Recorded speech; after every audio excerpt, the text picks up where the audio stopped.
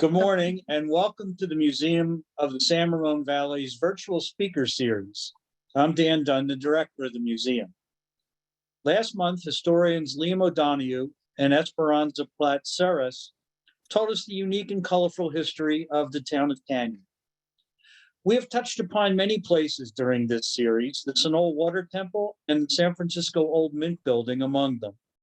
Today, another interesting place. Writer and historian Anne Schnoebelen will tell us the story of Treasure Island and the Pageant of the Pacific. Some questions for us. When San Francisco built this new island in the 1930s, how did the international tensions at the time affect the plans? The 1939 and 1940 Golden Gate International Exposition chose Pacific unity as its theme. How was this theme depicted in the exhibition's art, architecture, and programming? How and why did Treasure Island become a naval base? And how was it transformed into the Treasure Island that we see today? Anne Schnoebelen has been a board member of the Treasure Island Museum for many years. She is an advocate for the preservation of Treasure Island's legacy in print, interviews, programs, and social media. As you probably all know, we practice these, and I think you've got some great slides that you're going to be seeing when Anne brings them to us. Please use the chat window at the bottom of the screen for any questions that you have. Feel free to send in questions at any time during the presentation, and we'll address them at the end. And now it's my great pleasure to introduce and welcome in Anne Schnoebelen. Anne? Thank you, Dan, and thanks, John and Donna, for inviting me and the Treasure Island Museum to your lecture program. I appreciate this opportunity to share the history and images that I and the museum have been collecting about the Golden Gate Expo and to tell the story of Treasure Island and its museum. This is one of my favorite photos of the Golden Gate Expo, the GGIE. I love the colors, the composition, the time of day, and if there was a way I could go back and see Treasure Island, this is one of the first things I'd want to see. This is the Tower of the Sun, the 300 or 400-foot monolith that could be seen from all around the Bay Area, especially at night. The architect was Arthur Brown Jr., who designed San Francisco City Hall, the original UC Berkeley campus, Coit Tower, and many classic San Francisco buildings. I'm going to cover a lot of years and Treasure Island's dramatic transitions beginning in the 30s up to the present day. I'll be happy if I can successfully share with you the grand panorama of Treasure Island's short history. So here is Treasure Island being built.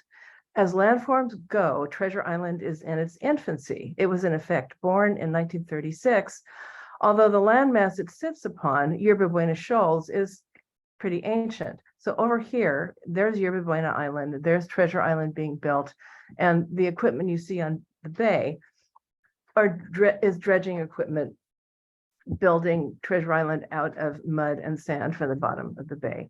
Yerba Buena Island, because sometimes people aren't quite sure about this, is the island that the Bay Bridge Tunnel goes through. It's just a solid rock.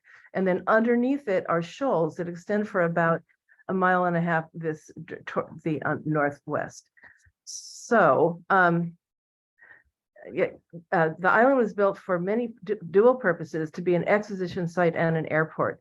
In 1935, a delegation of San Francisco notables went to Washington and persuaded President Franklin D. Roosevelt to have the island built at federal expense. And the excuse, of course, was airport, because the federal government builds airports.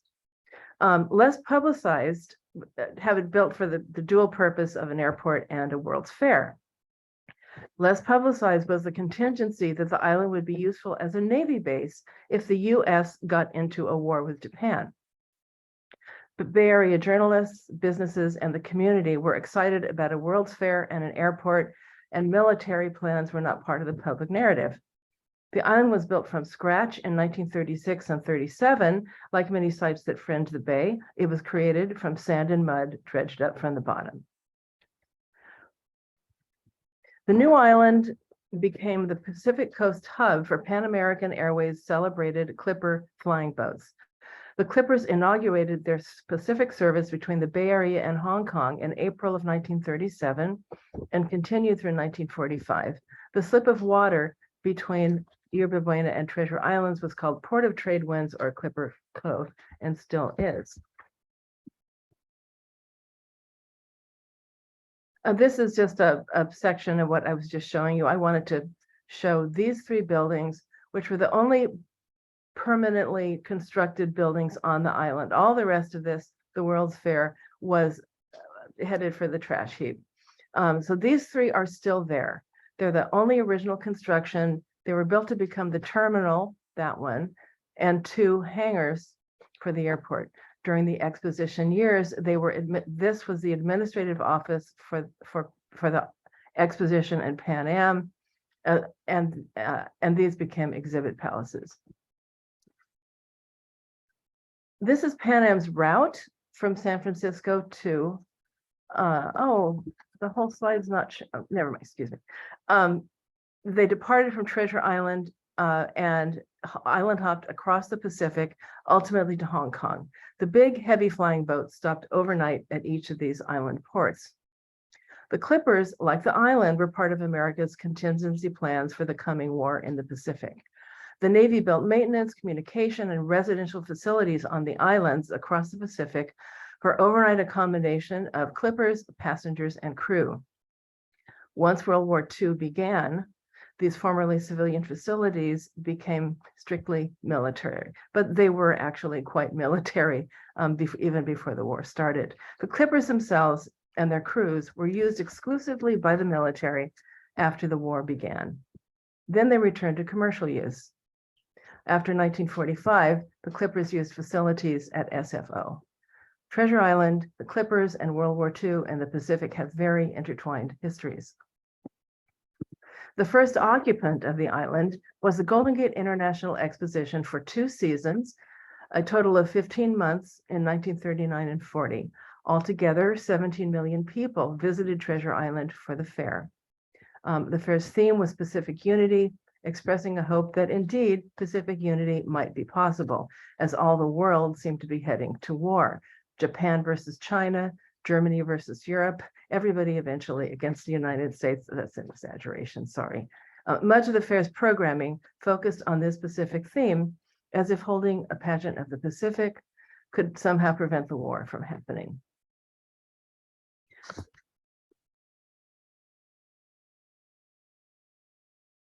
After the exposition closed on September 30, 1940, the Navy rather abruptly announced that it would be moving on to Treasure Island. There was public and political outcry because the city of San Francisco held title to the island and it wanted its new airport. The Navy took legal possession of the island on April 27, 1942. For compensation, it gave the city a substantial sum for the improvement of San Francisco International Airport, which had been founded in 1928 with the name Mills Field. So that's RSFO. According to an agreement, the Navy was going to stay for 5 years, but that turned into 55 years. During the course of World War II, the island was the major point of embarkation and debarkation for sailors and Marines going to and from the Pacific Theater, among other places, to battles on those islands that had been kitted out for the Clippers, including Wake and Midway. And this picture, I guess, is self-explanatory. It's a group of sailors, and I don't know if they're coming home or going out. And that's a building built pretty quickly on Treasure Island for the war purposes. That's not a World's Fair building being repurposed. After moving onto the island in the early 40s, the Navy did not immediately demolish the grounds of the fair. Many buildings were retained and repurposed. The overlap between the fair and the Navy led to some poignant juxtapositions, such as this one. This sculpture is called The Moon and the Dawn. I'm dealing with a cat right now, by Ettore Caterin. Unmoved from her original location in the Treasure Garden, which was demolished. The garden was replaced by building 180, which was used to house vehicles and repair vehicles.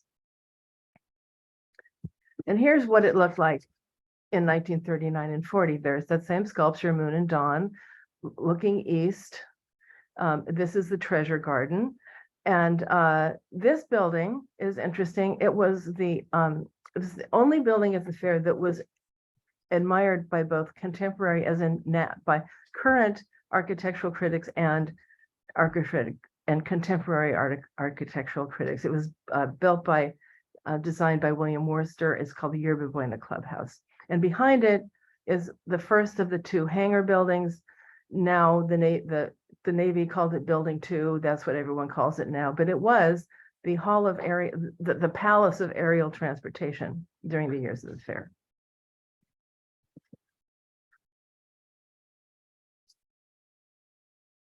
The next curiosity in the island's timeline is 1947, when a bill was introduced by California Congressman Frank R. Havener, proposing that a building suitable for a naval marine museum be built on Treasure Island.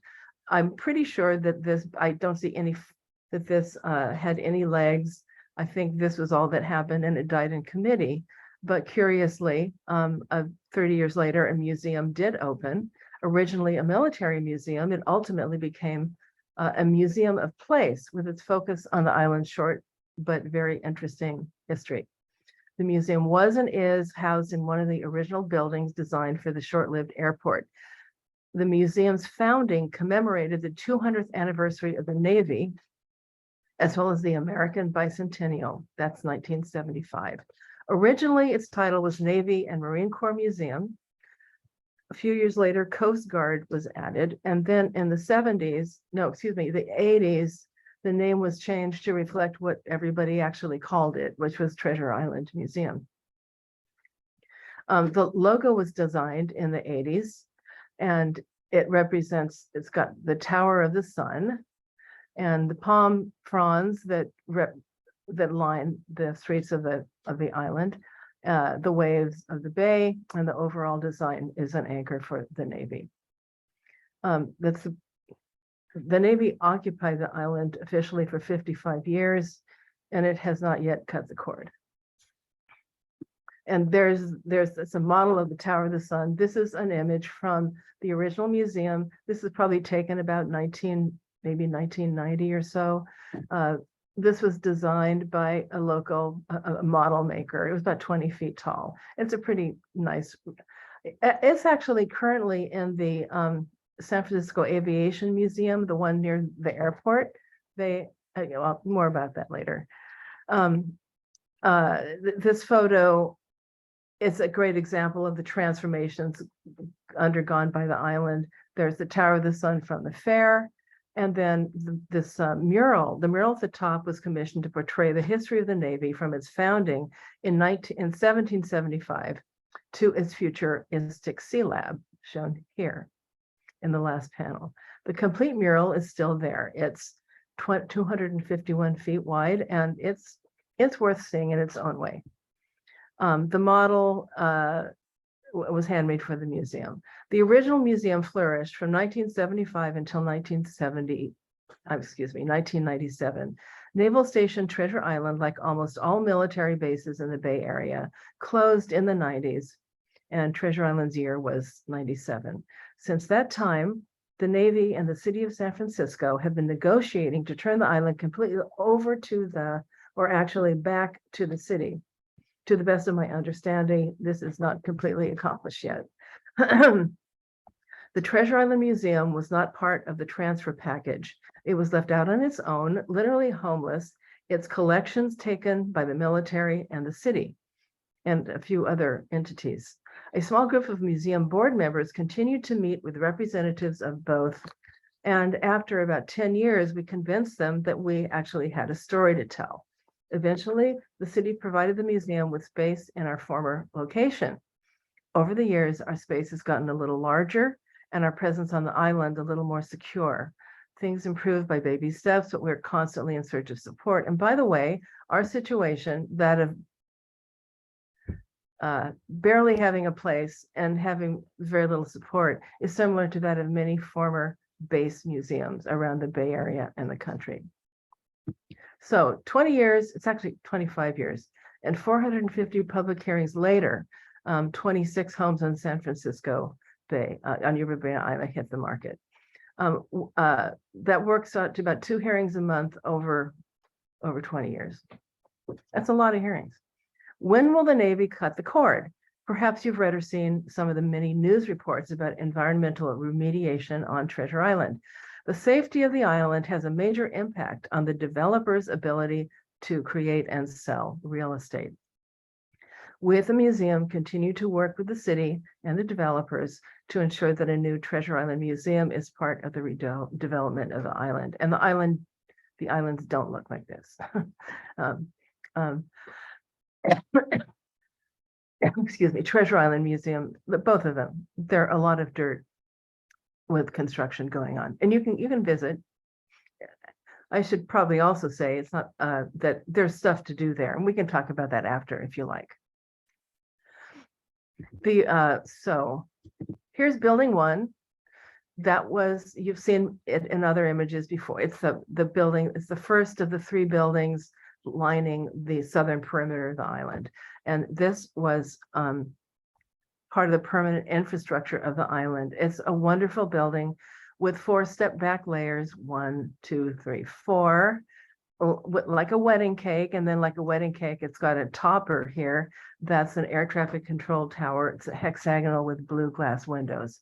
It's a pretty cool space. And this is ground level from the front. And here is our current and actually very new exhibit. It opened in September. We call it You Are Here, the story of Treasure Island. It's kind of like what I'm trying to do here with you. So how did it all get started? For years, going back to the 19th century, there was talk of filling in Yerba Buena shoals, since occasionally a ship ran aground there at low tide. And for several decades, there had been talk about building an airport in San Francisco. Mills Field, built in 1928 and became SFO, was initially built. Anyway, many thought that San Francisco should have an airport closer to the city. This was when airplanes were pretty small and didn't require more than a mile to take off and land. It seems that the actual project of planning a World's Fair started with a letter to the editor of the San Francisco News in March of 1933 saying, "How about a World's Fair to celebrate the 2 new bridges?" That's the article. It's not very good resolution. A World's Fair to celebrate completion of the 2 greatest bridges ever conceived by man. A great exposition in 1939 to signalize a new era of Pacific progress and the beginning of a new phase of San Francisco's existence as metropolis of the Pacific coast. So this is the editorial, and that's a cartoon of Mayor Angelo Rossi. It goes on to say, yes, we have a depression, but it's going to be over by the end of the decade. So 39 and 40, let's see if we can do a World's Fair. How about the Panama Pacific Expo of 1915? Conceived only 15 years after the disaster of 1906. Surely we can do what they did. And so the way to conquer the depression is to look to the future. Make no mistake about the historic importance of these bridges to the growth of San Francisco. And then most importantly, there's no doubt that the world will turn more and more to the Pacific as the future arena of world events. I guess that's a little ironic, isn't it? Thinking about World War II. Let us show the world that we face the future with great and confident expectations. Let us assert in dramatic fashion our claim as metropolis of the Pacific coast. Let us plan a World's Fair for 1939. Anyway, that's the text of it. So,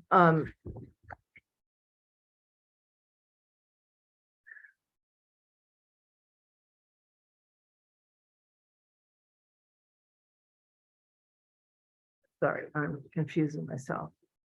As for those expositions that San Francisco knew how to do so well, as expressed in the editorial. Everybody here knows about at least one, the 1915 Panama Pacific Expo, which left that beautiful landmark, the Palace of Fine Arts. So say this is 1933, 1915 was just, not even 2 decades ago. It was something people remembered clearly and very fondly. And then there was the Midwinter Fair of 1894 in the what it created essentially the music concourse of Golden Gate Park. It was founded by Michael DeYoung, who with his brother Charles founded the Daily Dramatic Chronicle, our Chronicle, in 1865. And he wanted to do it because he wanted to bring people out here to buy real estate. That seems to be a pretty common feature of those who plan World's Fairs. So anyway, so San Francisco was a city that knows how to do World's Fairs. In the 30s, what we might call the promotion department of an event was called the exploitation department, and purple prose was their standard of writing. The exploiters created fabulous word pictures of the marvels to be built on the bay, pulling up reference after reference to the glories of San Francisco's past and dreams for the future. I'm going to read one of my favorites. It didn't have illustrations, so I've provided some. So here we go. In honor of these 2 highways of land travel through the air, honoring also the sky trails blazed across the Pacific by the clipper ships. So trails on the land and in the sky. This island has risen. This writing also has a great cadence. On the island in turn will rise a jeweled city, that's a reference to the Panama Pacific Expo, to flame through 1939 as the Golden Gate International Exposition, a feat of magnitude, this 400-acre treasure island. For 16 months, the dredges pumped, the expenditure of $3,800,000 under direction of the U.S. Army engineers brought 20 million yards of sand fill within a great rock seawall. The dreaded old Yerba Buena Shoal is gone, and in its stead, there is this matchless exposition site framed in glory of water, hills, and ragged city skylines. A matchless site for a World's Fair and more. For when this 1939 Pageant of the Pacific has folded its substantial tents and departed into the history of glorious expositions, its treasure island will become for all time a grand central airport. And that looks like a particularly bad design for runways. So I want to read one other purple passage written by a woman named Juliet James. When the ferry pulls out and the palms are outlined against the tent walls and the tall walls, and the elephant towers tell their story, and the gay cylindrical lanterns help illuminate the long avenues before you and the water ripples around you in ever-changing patterns, you understand fully that the fairy, Aladdin, and the moon princes have done a priceless task. So who needs architects, horticulturists, lighting designers when you have magical creatures to create your World's Fair? Then the book, another nickname for the island was the Magic City. And after the fair was over, the book written by the publicists, 2 of the publicists about the fair, was called Magic City. It's a wonderful book. So note that this fair had a major influence on Walt Disney.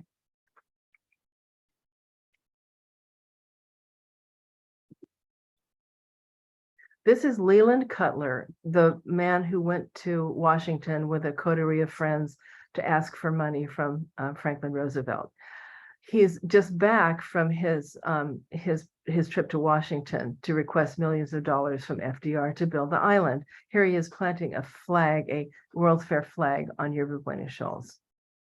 He was an insurance executive and San Francisco political wheeler dealer who had a lot to do with the Bay Bridge being built. So the title and nickname for the fair were determined by a newspaper contest and announced in June of 1936. Golden Gate International Exposition, A Pageant of the Pacific, or call it Magic City if you want. That title, those two titles were first suggested in the newspaper contest. And here you can see both of those titles on the publications. On the left is the fair's official guidebook, featuring the face of the fair's theme goddess Pacifica.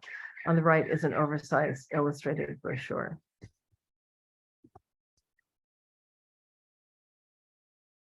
The Golden Gate Expo was a little gem of an expo, more local in terms of its creative talent, more intimate than the more costly, up-to-date, and geographically much larger New York World's Fair of 1939 and 40.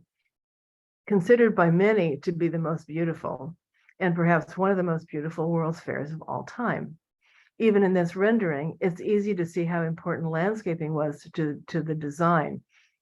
This was the Pageant of the Pacific, and landscaping included plants from all Pacific countries participating in the fair. And there again is the Treasure Garden. Julius Giraud, who was chief of horticulture, was a protege of John McLaren. John McLaren, I'm sure some of you know that name. He's the horticultural genius of Golden Gate Park. He also acted as an advisory capacity at this fair. After the island itself had been completed, the mud and sand was covered with nurturing soil. Then millions of gallons of fresh water were poured over to leach out the salt. Horticulturists and landscapers then turned the island into a garden paradise with entire orchards of mature trees and continually blooming flowers. They grew a lot of vegetables ornamentally as well. Sculpture, fountains, pools, and colorful murals were everywhere, many of them representing the Pacific theme.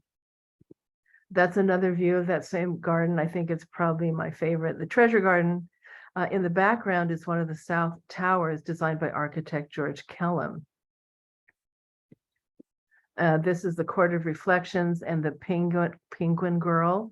This is looking west. It's right behind where the Tower of the Sun lines up with Building 1. The sculpture is Edgar Walters' Penguin Girl, and the Rainbow Fountain, and the Court of Flowers. Remember the map of the Clipper route? This is pretty much the same with different graphics showing how travelers would get to Treasure Island from across the Pacific, including, of course, the Clipper route. How people would get to Treasure Island from across the Pacific and the United States. Maps like this were an essential form of propaganda that the fair's publicists or exploitationists used to promote the fair and its theme. They didn't use a map of the whole world, just of the Pacific. The idea was that what we now call the Pacific Rim could become a unified community. What else made it a pageant of the Pacific? Oops, not that, sorry, that was too fast. Architecture, art, participants, programming. Of course, much of the Golden Gate Expo was commercial, political, scientific, had nothing to do with the Pacific theme. Hundreds of exhibitors, governments, and municipalities promoted themselves, including oil companies and pickle manufacturers and Walt Disney, with a brand new Mickey Mouse short promoting Nabisco cookies. In fact, this was his first commercial short. It was a full-length short cartoon, but it was a commercial for cookies. This was shown at both of the fairs, New York and San Francisco, but it premiered at San Francisco. We can take some pride in that. It was called Mickey's Surprise Party, and it's pretty sweet. So this is a cartograph. This is a map designed by an artist named Ruth Taylor that laid out the fair and showed people where to go. And it had a very, the guidebook was really well laid out. Anyway, cartograph, I guess it's a fancy word for map, but it combines cartography with cartoon, right? So it's a multi-purpose word. It's got a sea serpent up here. It's got a whale. It's got the San Francisco skyline, the Bay Bridge, Coit Tower, which at the time was only about 6 years old. parts of the fair we've talked about and that I'll be talking about later. These are the 3 airport buildings. There's the museum building and 2 hangars used as exhibit palaces during the fair. This is the Tower of the Sun you've seen. And these are called the Elephant Towers. We'll look at them in some detail. And the Portals of the Pacific. The exhibit palaces, they were long walls and they were multi-purpose. They presumably blocked the strong winds, especially in the afternoon, that blow in through the Golden Gate. It's very windy still on Treasure Island. And they also were supposed to suggest an ancient walled city. This is part of the Pacific motif in the architecture, which only governed very few areas of the fair. For example, the Tower of the Sun is not Pacific style. The 3 airport buildings are not. They're more, I guess, modern. But anyway, they were supposed to suggest to viewers a walled city as if they should be covered in ancient vines. So think of something like Mayan civilization or Angkor Wat.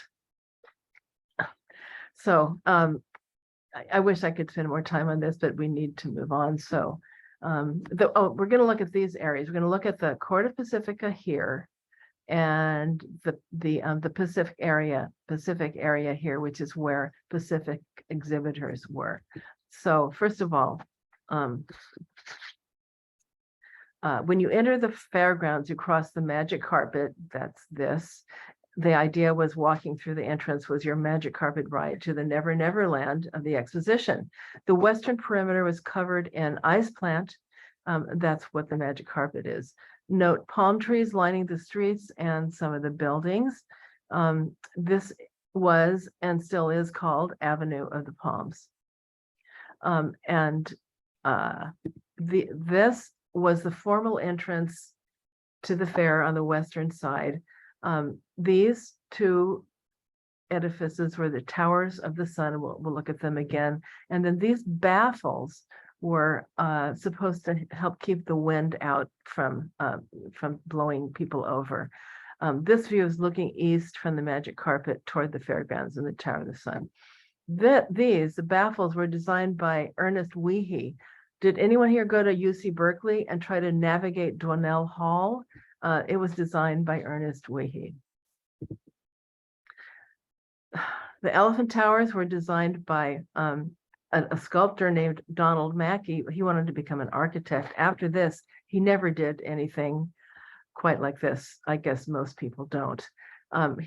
Anyway, he had I had the pleasure of interviewing him a couple of times. He was a very young man when he worked at the fair. If you find the color striking, Donald told us that he designed them to be plain in color, maybe painted white or cream. He was totally amazed when he came to the fair and saw what the lighting designers had done. Here they are again. There's the Tower of the Sun, one of the Elephant Towers. Juliet James, who wrote some of those purple passages I read, wrote that the staircases in front put her in mind of bloody sacrifice. That's the staircase. At the top, below the red cupolas, which are the howdahs of the elephants, are 3 elephants lined up. In this pair of buildings, Mackey reaches from the Mayan culture in ancient Central and South America to an ancient Cambodian temple. So he got the memo about trans-Pacific cultural unification. This is one little tiny Disney touch.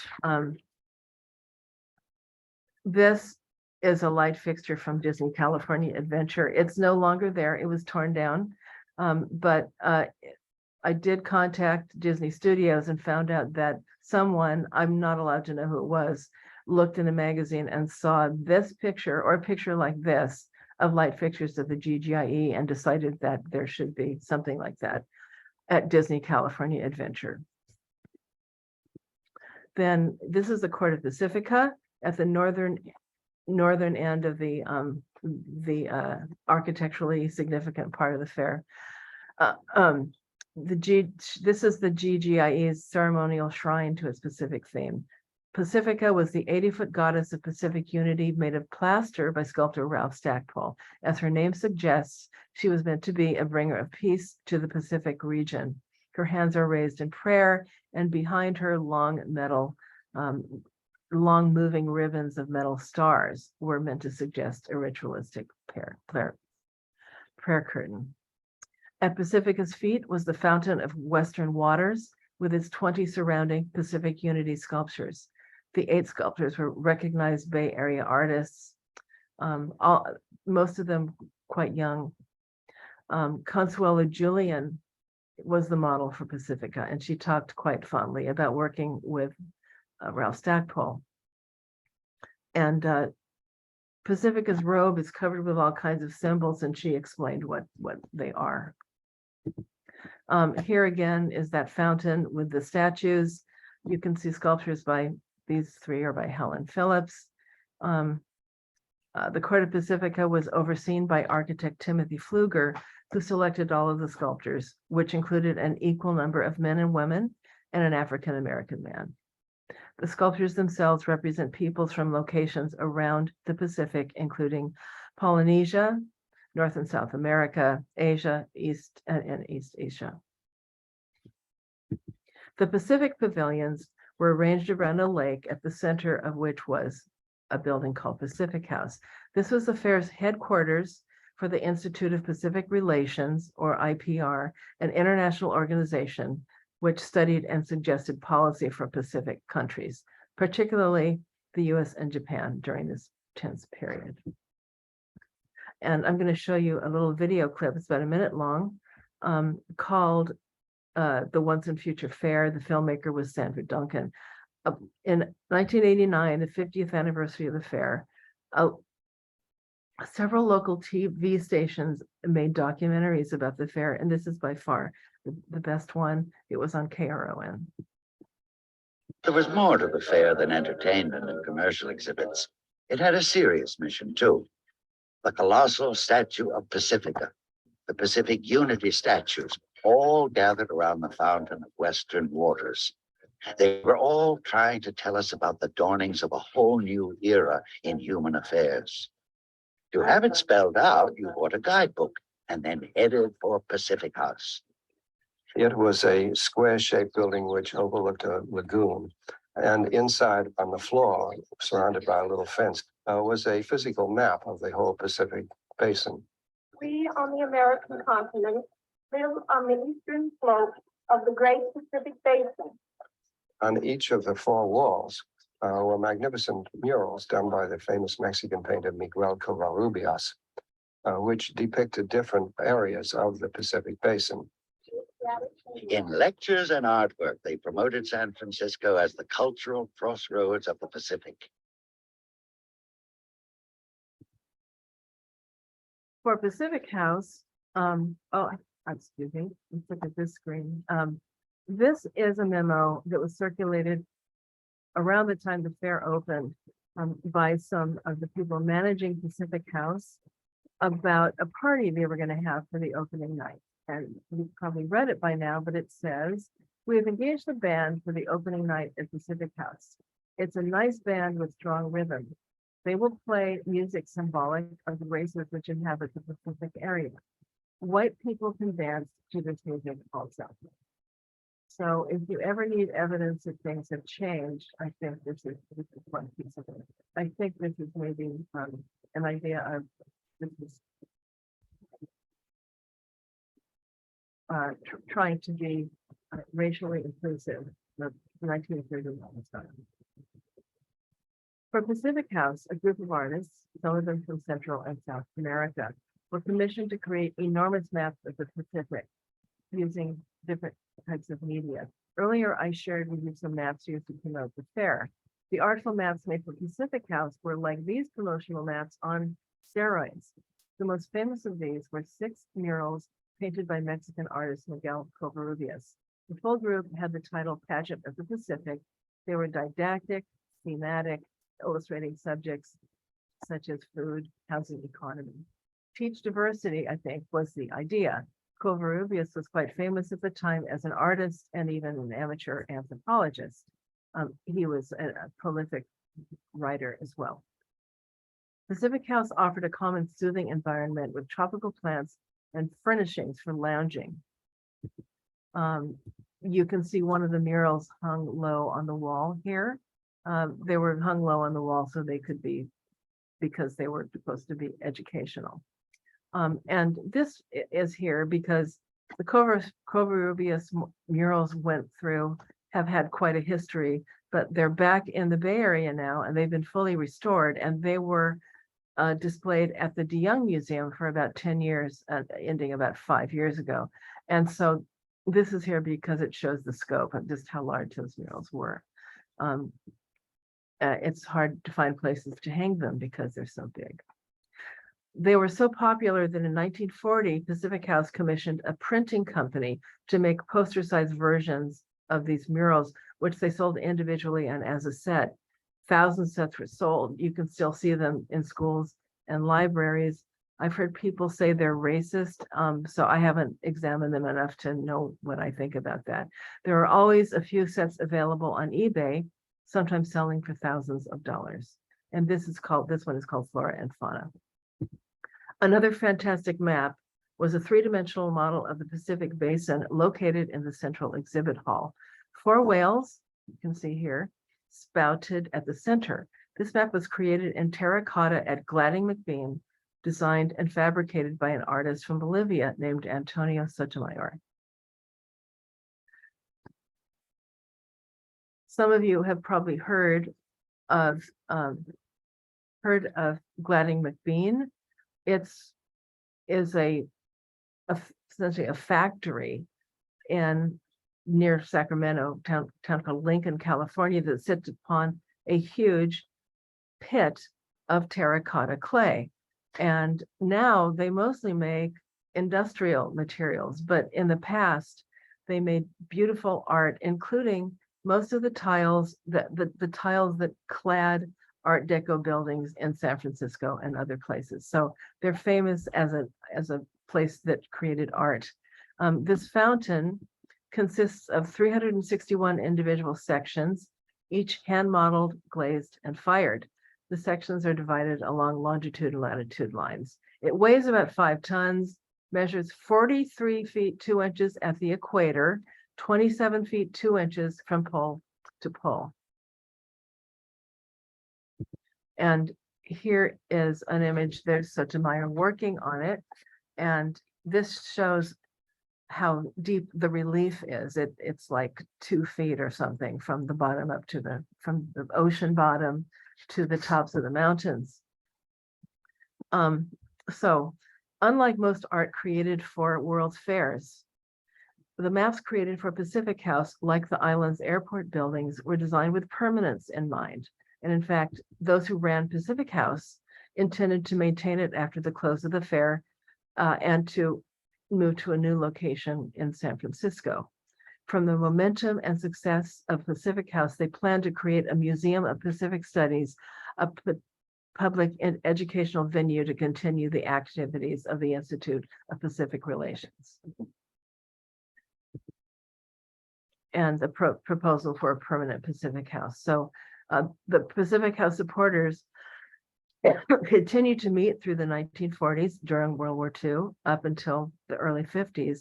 Ultimately, the new site was not created, but its permanent icons, the Covarrubias murals and the Sotomayor fountain, remained on Treasure Island. What about Japan?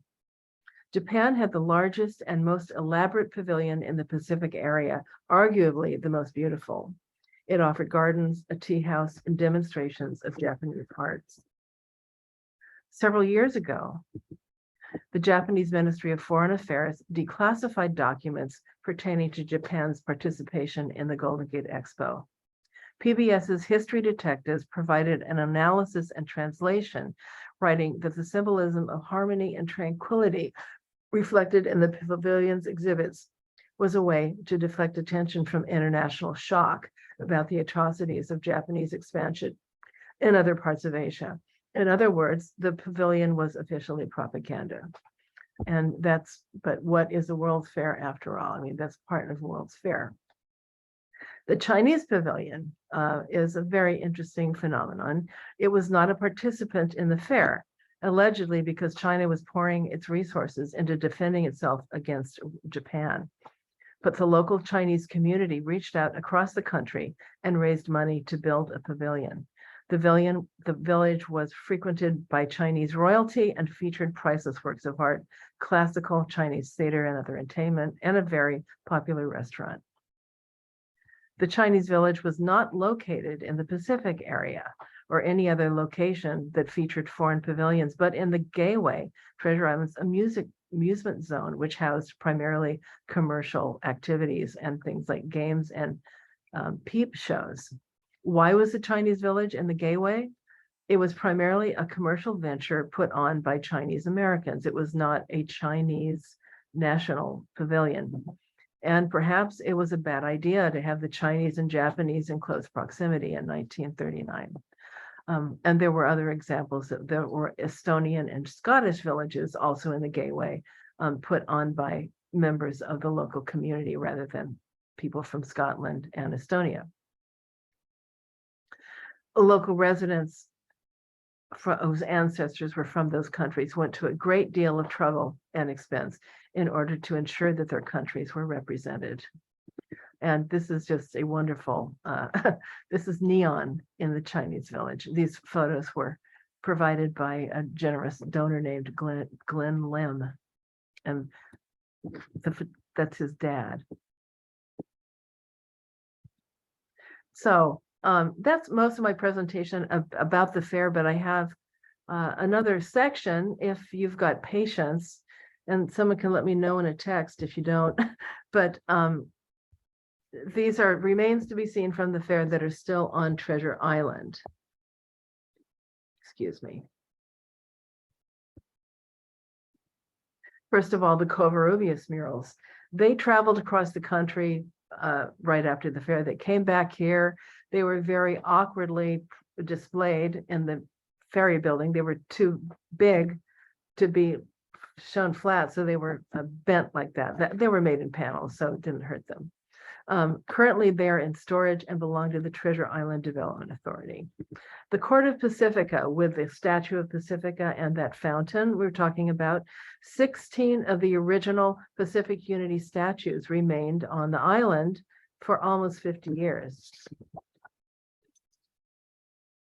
They're in rings, as you can see, they're in rings around the fountain, around the plaza, and on the fountain, that it was a tiered fountain with water gushing from a final tier. There's another image of it. And then this is 1953. The Navy has moved on. That original fountain the tiered fountain is gone. But what's that? Do you recognize that? That's the fountain from Pacific House, the map of the Pacific. And then all of the sculptures, almost all of the sculptures from the court are still there. And the Navy has built a little lawn around them and landscaped it. This is a photo from the Examiner. It's a 1953 Navy Electronics School class photo. This area was popular with residents and sailors on Treasure Island. This is Robert Snyder, who sent us this picture. He talked about how nice it was to go to that area. It was calm and beautiful and interesting to think about what had happened there in the past. And one more, I took this one in the early 90s. It's just a sailor leaning on one of the statues. This is Incan Indian by an artist named Sergeant Johnson. So there again, there's the fountain in Pacific House. You know this picture. Remember, the original idea was to save it and display it permanently. So this is a photo I took in the early 90s of the fountain having been moved to the former Court of Pacifica, replacing the original fountain that was there. You can see it's suffered a bit of damage, but it's mostly intact. But this photo also is great for showing all the detail, the different colors, the relief, the different depths of the ocean are different colors. My interest in Treasure Island originated with my amazement at seeing this fountain. I went on a walking tour of the island sponsored by the Art Deco Society of California, and this is what we saw. At that time, the Treasure Island Museum was engaged in a rather desperate attempt to raise money to preserve the fountain and statues, because the Navy wanted to move them out of the way to build a parking lot, which it eventually did. And here is an overhead photo of the fountain that was taken just before it was demolished.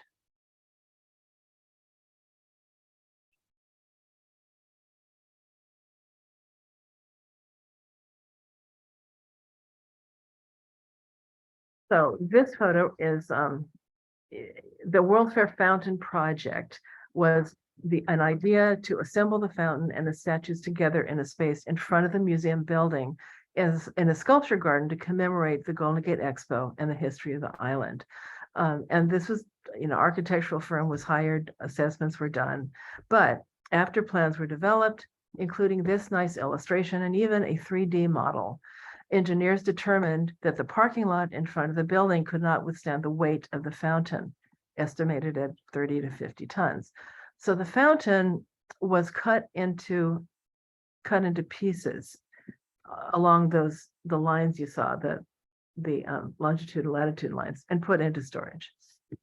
And here it is now. It's been moved around a bunch of times, but now it's in one of the hangar buildings, and you can see some of the sculptures are there, and the pieces of the fountain are here.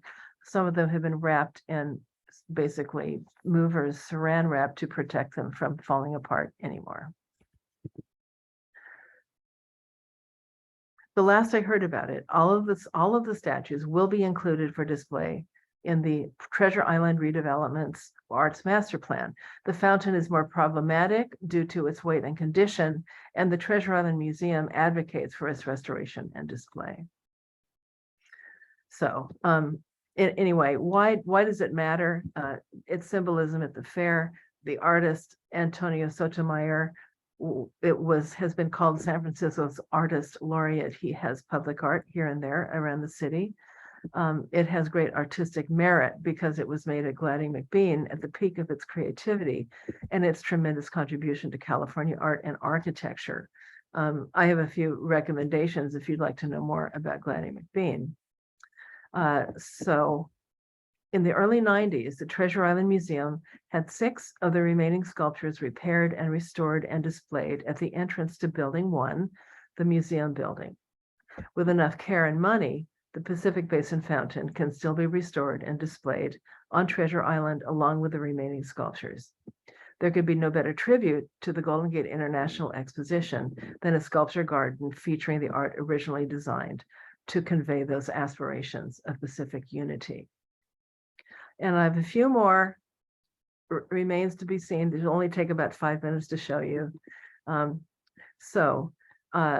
This is one of the South Towers. You saw several images of these. Let's see, I'm confused. South Tower. And a young man, a boy, went to the fair named John Schinnerer and was so impressed by this building that when sometime in the 90s, he decided to build a gay bar in Los Angeles or Long Beach, he built this, the Silver Fox, and hired an architect to help him copy the designs of that building. The Carousel in Golden Gate Park was originally, it was built in 1914 and has been in various places. It was made in Germany, but it was in the Gateway at Treasure Island. San Francisco's 49-mile scenic drive got its start on Treasure Island in 1939 to highlight the visual wonders of the city. And of course, the automotive industry and the Bay Bridge, of course, it got people to drive on the Bay Bridge. The California Coliseum was a huge open space used for ceremonies, concerts, including the epic closing concert on Treasure Island, and rodeos and stock shows. The whole thing was moved to Mare Island. It was used for years as a sports center, but no longer considered safe. It's just a huge oval aluminum shell, and that nice Art Deco facade is gone. Pitcher Sam Gibson of the San Francisco Seals Baseball Club, a minor league team that played in the Pacific Coast League. Note the logo on his sleeve. the tower, it's the Tower of the Sun and the Elephant Towers. They use those during the years of the fair. This is my mother here on the right. She was a professional ice skater, and she's here in the Court of Pacifica in 1940 with some of her fellow skaters in a group called the Ice Cubettes. For a poignant note, she did not remember ever being on Treasure Island. I asked her, tried to pump her for information. I found this photo after she died. She skated all over the place, so I'm not surprised she forgot. I think I mentioned there was a carillon of bells in the belfry of the Tower of the Sun. It had 44 bells, was made in England, it was a gift of a dentist, Dr. Nathaniel Coulson. You can see his name there, and here he is. And this is where, when it is being first installed on Treasure Island. Their intended permanent home was Grace Cathedral, where they can now be heard. But their first destination was Treasure Island, and they are inscribed Carillon for Grace Cathedral, first installed in Great Tower of Golden Gate International Exposition, Treasure Island. The fair had an anthem called The Bells of Treasure Island, and in a minute you will hear the refrain. The words are, and your heart will beat to the rhythm of the bells of Treasure Island. And this is the bell called the Burden, which is the biggest, the lowest, and heaviest. And I was lucky enough to be there when this recording was made.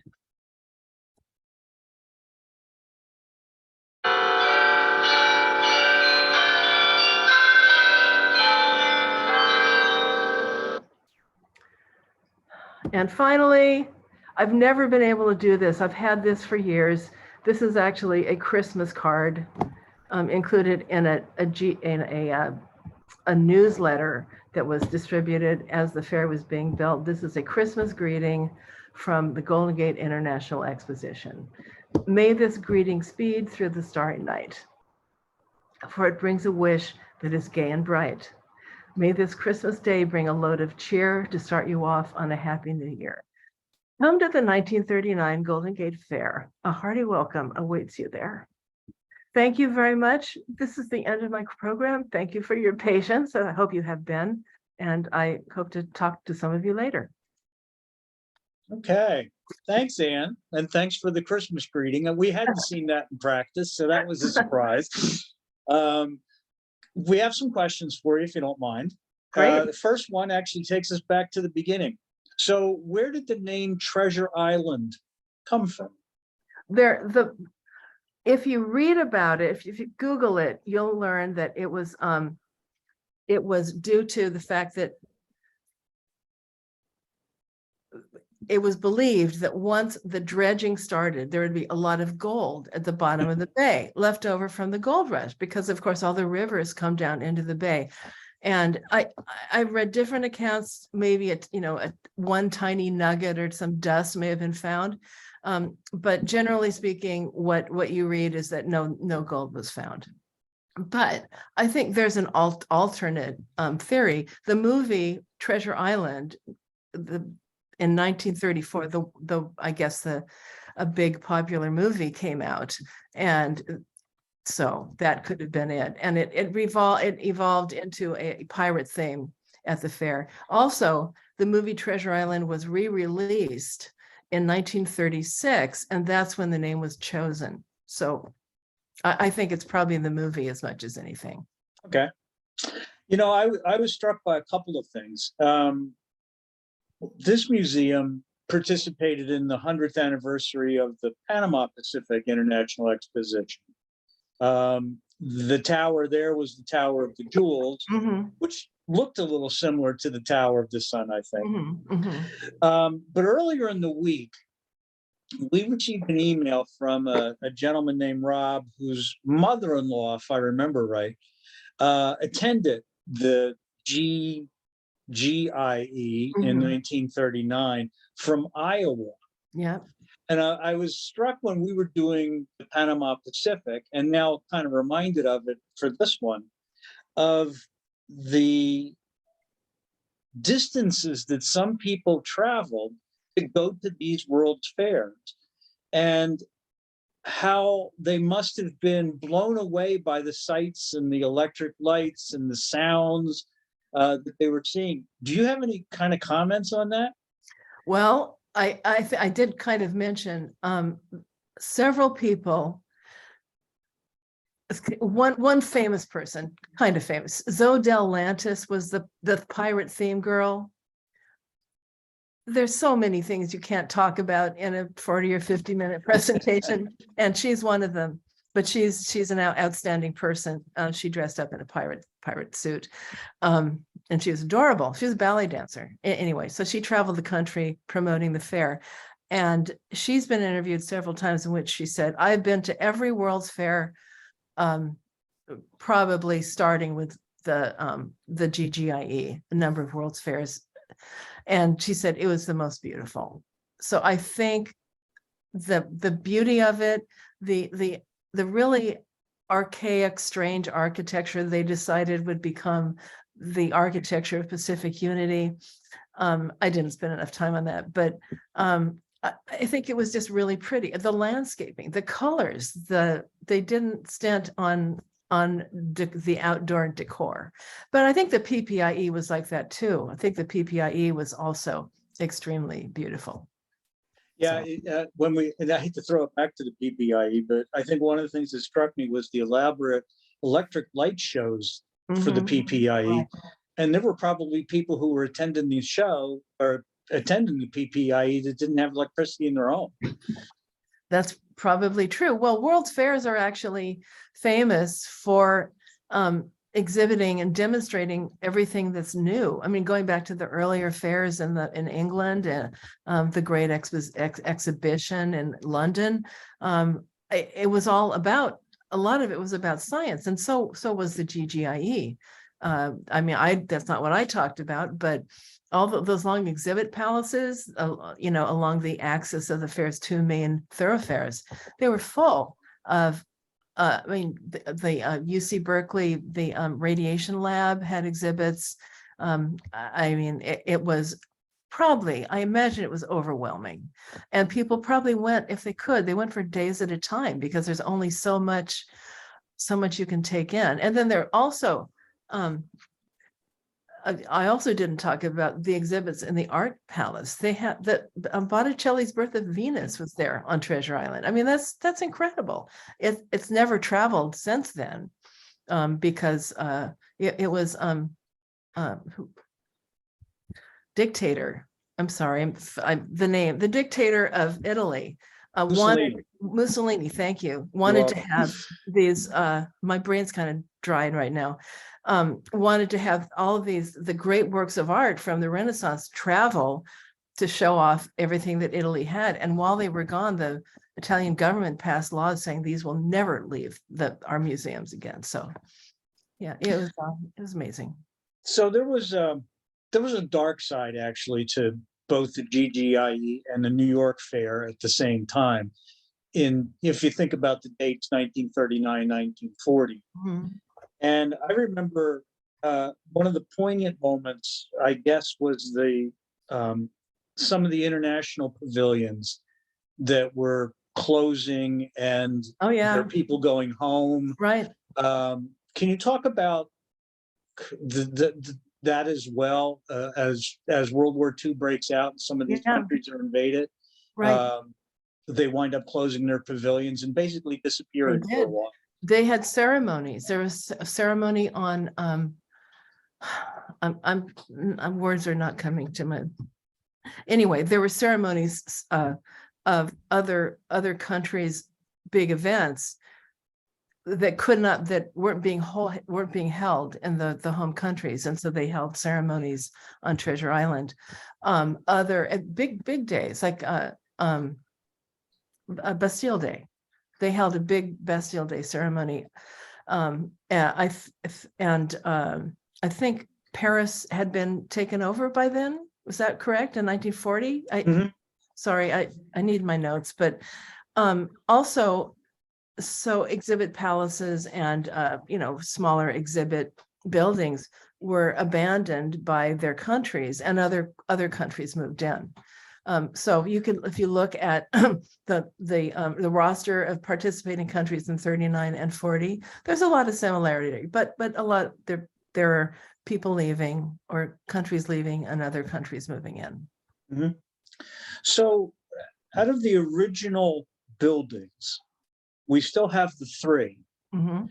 And I understand that there's a bit of a history with building number 1 Yeah. and movies.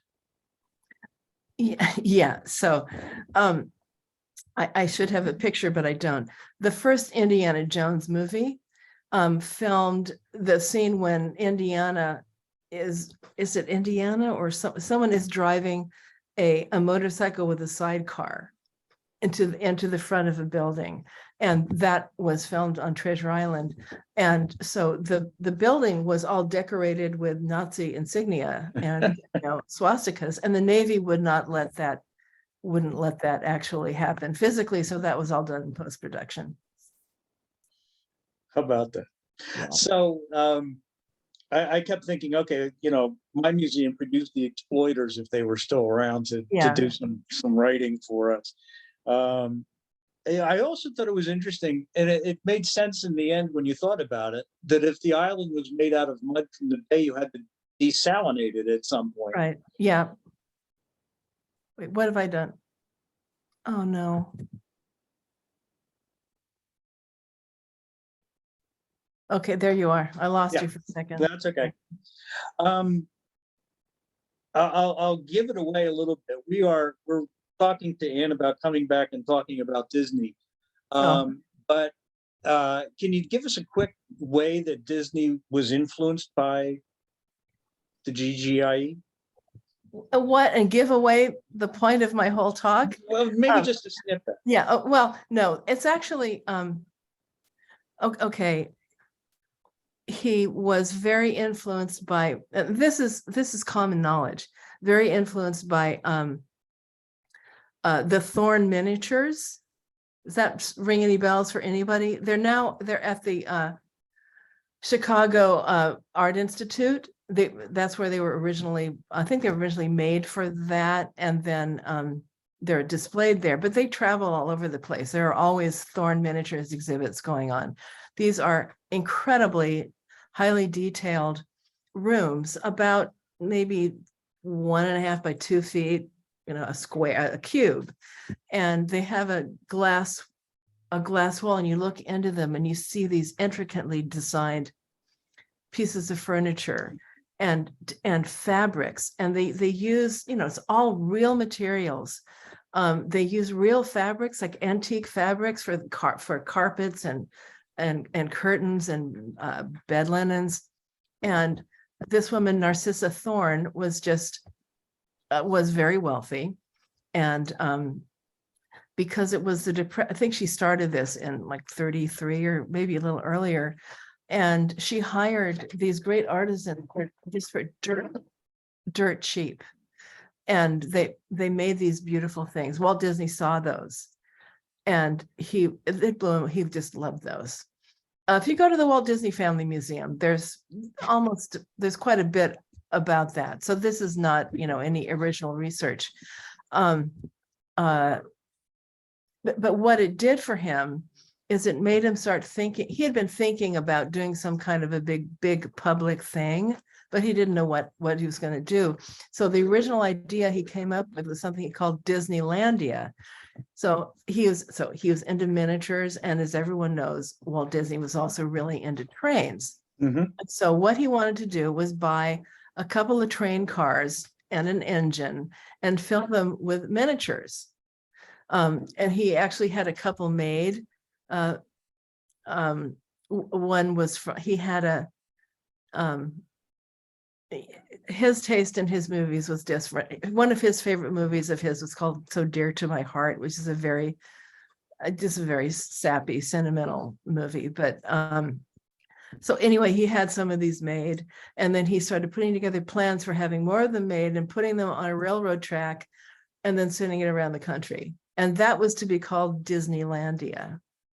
That was his first big plan for a public venture, and it ended up being ridiculously expensive, so it never happened. So instead, we're- so We're instead, gonna let you off the hook for more Disney stories since, as I Okay. said, we're gonna work on bringing you back. okay, And I think that's it for questions for us, Anne. And I want to thank you for the time. The slides were terrific. The stories were good. The photographs of the fair, it really is a stunning it is, fair. it is. And so I recommend that everybody head over to the Treasure Island Museum. If Anne's there, you can hit her up for some more questions. So if I can have a minute, we have Go our for it. own lecture series. It's kind of on pause right now because we've got we have many other things going on, but we've been going strong since about 2013. And we've started live and moved to virtual with the pandemic. And now we're trying to do hybrids, although with all the new talk of resurgence of the virus, we might not go live again. But the museum is there. It's open. It's only open weekdays. That's supposed to change soon. That has been a real liability for us. But we understand the Navy will be open. The city will be opening our building to the public on weekends pretty soon. And there's now there's a brew pub in building 1. And apparently a whiskey bar is going to be opening too. So that should bring people around. There you go. And there's a lot to do on the island. There are restaurants on the island, and I'm pretty sure you can go to our website to find things to do on the island. So it's open. Okay. It's a bit dusty. All right. We'll look Okay. forward to that. Thank you, Anne. Thank you very much. And thank you all for viewing this morning. If you missed any of our earlier programs, you can find them by visiting the museum's website at museumsrv.org. Today's program will appear early next week. Join us next year, Thursday, January the 19th, hard to believe, at 11:30 for the story of, well, we don't know yet, but it'll be great, whatever it is. So Thursday, January 19th, 11:30 next year.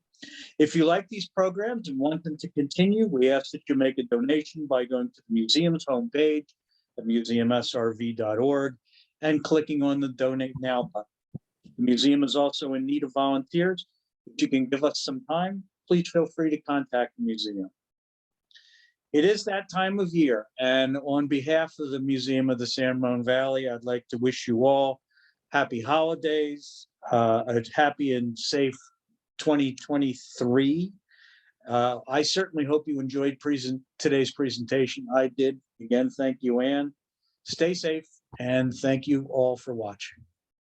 Thank you very much for inviting me. I enjoyed presenting Good. this for you. Good. Okay, bye-bye. All right. Bye, everybody. Bye.